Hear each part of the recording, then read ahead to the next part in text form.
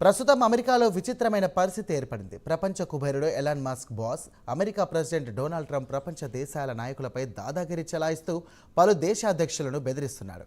ఇక ఆయన శిష్యుడు ఎలాన్ మస్క్ మాత్రం ప్రభుత్వ ఉద్యోగులను రాచి రంపాన పెడుతున్నాడు. ప్రైవేట్ కంపెనీల్లో పనిచేసే ఉద్యోగుల మాదిరిగా చేసిన పనికి లెక్కపత్రం చూపించాలని హుకుం జారీ చేశాడు. లేదంటే మీ ఉద్యోగాలు ఊడతాయంటూ వార్నింగ్ ఇచ్చాడు.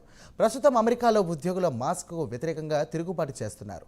ప్రభుత్వం ఉద్యోగులు మాస్క్ వార్నింగ్కు లైట్గా తీసుకుంటున్నారు. తాజాగా మాస్క్ ప్రభుత్వం ఉద్యోగులపై జారీ చేసిన హుకుం గురించి ప్రత్యేక కథనంలో మరింత సమాచారం తెలుసుకుందాం.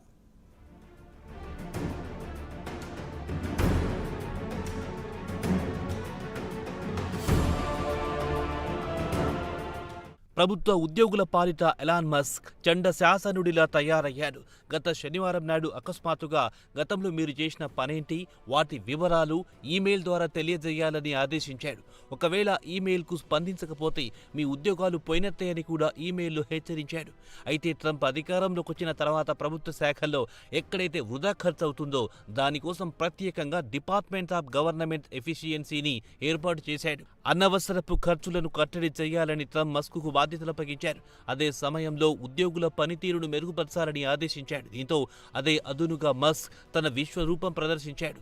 గత నెల కాలంలో ఏకంగా 20,000 మంది ప్రభుత్వ ఉద్యోగులపై వేటు వేశాడు. ఆ తర్వాత తన ఎక్స్ ఖాతాలో మస్క్ ప్రభుత్వ ఉద్యోగులు ఉద్దేశించి ఓ పోస్టు పెట్టాడు. గత వారం మీరు ఆఫీస్లో ఏం పని చేశారో వాటి వివరాలు తెలియజేయాలి. ఈమెయిల్కు స్పందించకపోతే మీరు రాజీనామా చేశారని భావించాల్సి ఉంటుందని పేర్కొంది. కాగా ఈమెయిల్ను ఆఫీస్ ఆఫ్ పర్సనల్ మేనేజ్మెంట్ లేదా ఓపీఎం పంపించింది. ఆ ఈమెయిల్లో ఉద్యోగులు తాము చేసే పని వివరాలు కేవలం 5 బుల్లెట్ పాయింట్ల రూపంలో వివరాలు తెలియజేయాలని ఈమెయిల్ సోమవారం 11:59 ఈస్టర్న్ టైంలోగా అందాలని పేర్కొంది.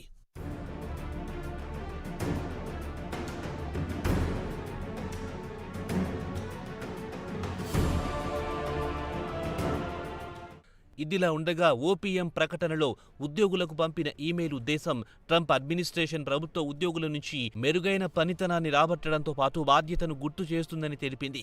తదుపరి ఎలాంటి చర్యలు తీసుకుంటామో కూడా తెలిపింది. చట్టం ప్రకారం ఓపీఎం నేరుగా ఉద్యోగులను వారి పనితీరును ప్రశ్నించడం కుదరదని చెబుతున్నారు. అలాగే ఇక్కడ ఇండియా మాదిరిగా ప్రభుత్వ ఉద్యోగిని అంత తేలికగా ఉద్యోగాల నుంచి తొలగించలేరు. ఉద్యోగం నుంచి తొలగించాలంటే బలమైన కారణం చూపించాల్సి ఉంటుంది. గత వారం ప్రొబేషనరీ ఉద్యోగులను గంపగుత్తగా తొలగించారు. దీనిపై లేబర్ యూనియన్లు ట్రంప్ ప్రభుత్వంపై మండిపడుతున్నాయి. కోర్టులో కేసులు వేస్తున్నామని ప్రభుత్వాన్ని హెచ్చరిస్తున్నారు. ఓపీఎంకు నేరుగా ఉద్యోగుల పనితీరు గురించి, వారిని ఉద్యోగాల నుంచి తొలగించడానికి ఎలాంటి అధికారం లేదని లేబర్ యూనియన్లు స్పష్టం చేస్తున్నాయి.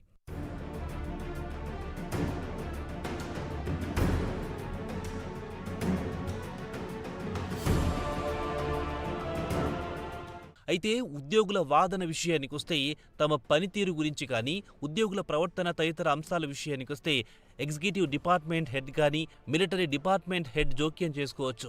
ఓపీఎంకు ప్రభుత్వ ఉద్యోగుల పట్ల ఎలాంటి నియంత్రణ లేదని యూనియన్లు అటార్నీకి ఓ లేఖలు ప్రస్తావించాయి. ఇక లేబర్ అటార్నీ అంటే కార్మికుల తరపున న్యాయవాది సుజాన్నే సమ్మర్లీన్ మాత్రం ఉద్యోగులకు పంపిన ఈమెయిల్కు స్పందించకపోతే వారి ఉద్యోగాల నుంచి తీసేస్తామని బెదిరించడం చట్టం ప్రకారం చెల్లదని స్పష్టం చేశారు. అయితే ఉద్యోగులపై క్రమశిక్షణ చర్య తీసుకోవచ్చునని లేబర్ అటార్నీ అన్నారు. కావాలనుకుంటే ఉద్యోగిని సస్పెన్స్లో ఉంచవచ్చని లేబర్ అటార్నీ వివరించారు. ఇదిలా ఉంటే ఉద్యోగులు మాత్రం అయోమయంలో పడ్డారు. చాలా మంది ఉద్యోగులు ఈమెయిల్కు సమాధానం ఇవ్వకపోతే ఇబ్బందులు పడాల్సి వస్తుందేమోనని భయపడుతున్నారు.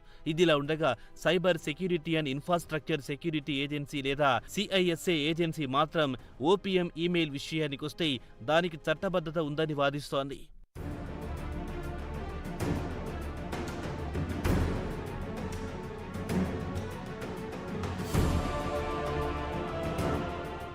అయితే కొన్ని ఏజెన్సీలు మాత్రం తమ ఉద్యోగులకొచ్చిన ఈమెయిల్స్ గురించి మరిచిపోండని సలహా ఇస్తున్నాయి.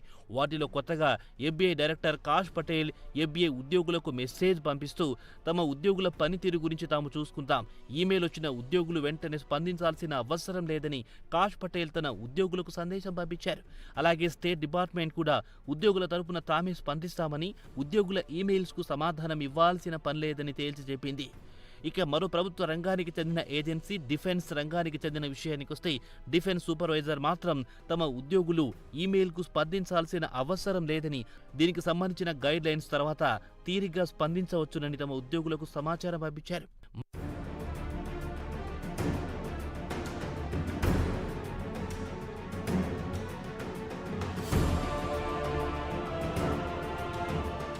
మరికొన్ని డిపార్ట్మెంటు మాత్రం ఈమెయిల్కు బదులు ఇవ్వరాదని, ఎందుకంటే కొన్ని సున్నితమైన రహస్యమైన అంశాలుంటాయి కాబట్టి ఈమెయిల్కు బదులు ఇవ్వాల్సిన పని లేదని సూచించాయి. ఇదిలా ఉండగా the American federation of government employees మొత్తం 8 లక్షల మంది ప్రభుత్వ ఉద్యోగులకు ప్రాతినిధ్యం వహిస్తోంది. తాజా ఈమెయిల్ హుకుం చట్ట వ్యతిరేకమని కోర్టులో సవాల్ చేస్తామని పేర్కొంది. మరోమారు మస్క్, ట్రంప్ అడ్మినిస్ట్రేషన్ తమ బుద్ధి చూపించుకున్నారని, ప్రభుత్వ ఉద్యోగుల పట్ల వారు ఎంత అక్కసుతో ఉన్నారో తాజా ఈమెయిల్ బెదిరింపు తెలియజేస్తోందన్నారు ఏఎఫ్జిఎన్ నేషనల్ ప్రెసిడెంట్ ఎవరెట్ టి కెల్లీ చెప్పారు. లక్షలాది మంది ఉద్యోగులపై ఎంత అమర్యాదపూర్వకంగా వ్యవహరిస్తున్నారో దీన్ని బట్టి తెలుస్తోంది. వారు 2వ యూనిఫామ్ ధరించి దేశానికి సేవ చేస్తున్నారు, నిజాయితీగా ప్రజలకు సేవలు అందిస్తున్నారని కెల్లీ వివరించారు. కాగా ట్రంప్ అధికారంలోకి వచ్చిన తర్వాత మస్క్ను అడ్డుపెట్టుకుని ప్రభుత్వంలో పనిచేసే సీనియర్ ఉద్యోగులను ఎలాంటి కారణం లేకుండా తీసేయడం దారుణమని వారు మండిపడుతున్నారు.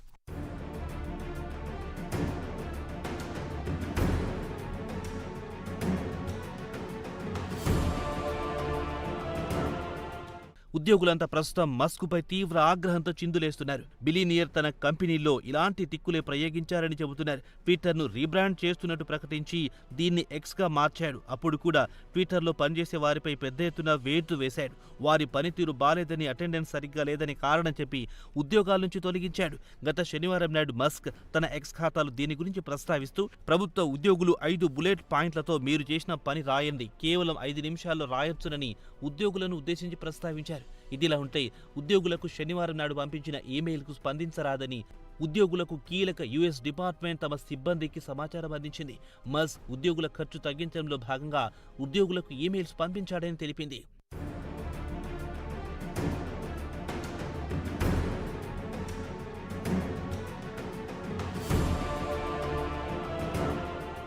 ఇక ఎఫ్బీఐతో పాటు స్టేట్ డిపార్ట్మెంట్, పెంటగాన్తో పాటు ఇతర ఏజెన్సీలు కూడా తమ ఉద్యోగులు వెంటనే ఈమెయిల్కు సమాధానం ఇవ్వాల్సిన పని లేదని హెచ్చరించింది.